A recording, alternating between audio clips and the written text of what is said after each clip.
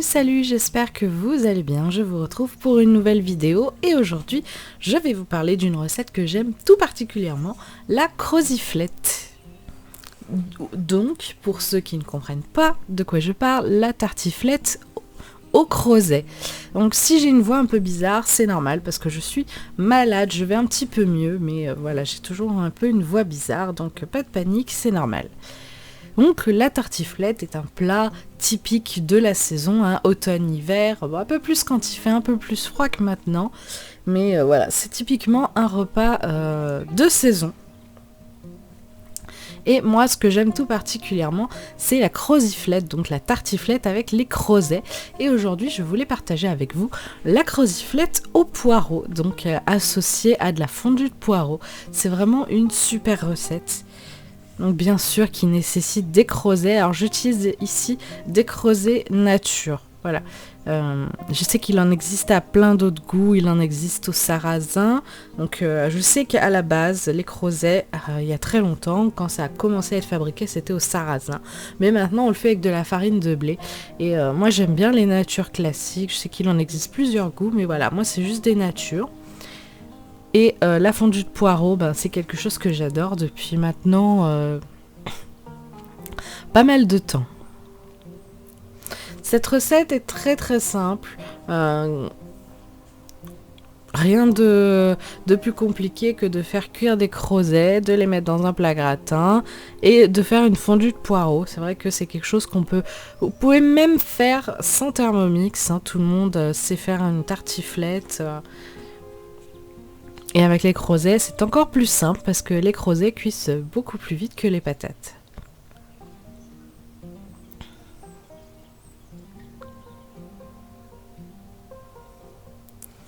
Donc ensuite, une fois les crozets bien installés dans leur petit plat gratin, on va venir continuer la fondue de poireau.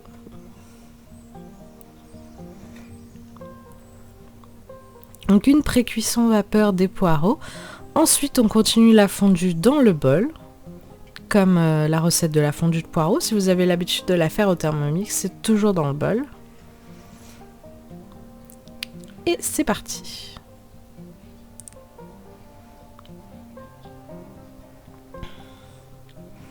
Donc j'ai attendu quand même le plus possible de retrouver ma voix et d'être plus malade pour vous faire cette vidéo. Mais bon, il faut bien travailler un petit peu, hein, donc même malade, on n'a pas trop le choix. Parfois, il faut s'y mettre.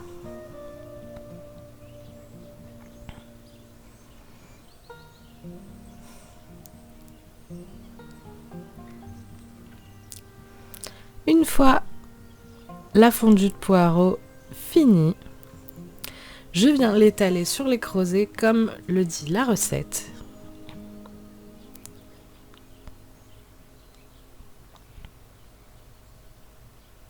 Donc là, vu que j'ai choisi de ne faire que la moitié de la recette, bien entendu, j'utilise un demi-reblochon et pas un reblochon entier. Même si c'est pas vraiment un reblochon, c'est plutôt un fromage pour tartiflette. Quoique je suis pas vraiment sûre que reblochon ou fromage pour tartiflette, il y a vraiment une grande différence. Peut-être que reblochon est peut-être un tout petit peu plus ferme que les fromages pour tartiflette. Donc bien sûr un tout petit peu de muscade. J'ai rajouté quand même un peu de crème, alors c'était pas dans la recette, mais j'ai trouvé quand même que la fondue de poireau était un tout petit peu trop cuite et du coup un petit peu trop sèche. Et c'est vrai qu'un gratin sans crème, c'est pas vraiment un gratin. Donc voilà, j'ai quand même mis un petit peu de crème. Et maintenant, il est temps de couper le fromage. Et bien sûr, voilà, ça en met absolument partout. Ça, c'est un peu le côté que j'aime pas dans le fromage à tartiflette. C'est que ça colle partout, absolument partout.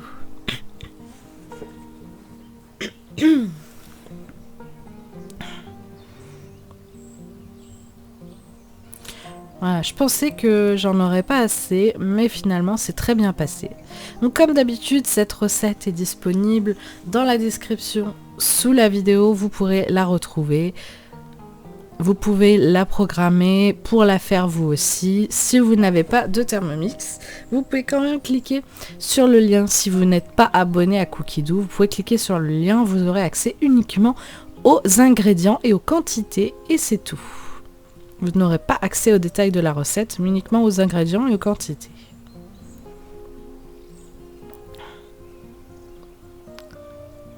Bon, bah voilà. Plus qu'à mettre au four maintenant. Et voilà, c'est bien croustillant le fromage, c'est ça que j'adore. Avec la tartiflette, c'est que le fromage finalement devient hyper croustillant et fondant à la fois. Ben, c'est parti. En tout cas, je me suis régalée. J'espère que vous essayerez cette recette et que vous vous régalerez également. J'espère que cette vidéo vous a plu, même si elle a été très très courte. J'espère vous avoir inspiré, vous avoir donné quelques petites idées de repas, par exemple en week-end, en famille, entre amis. Comme d'habitude, n'hésitez pas à laisser un petit j'aime et un petit commentaire pour soutenir la chaîne. Abonnez-vous pour ne rien rater si ce n'est pas encore fait.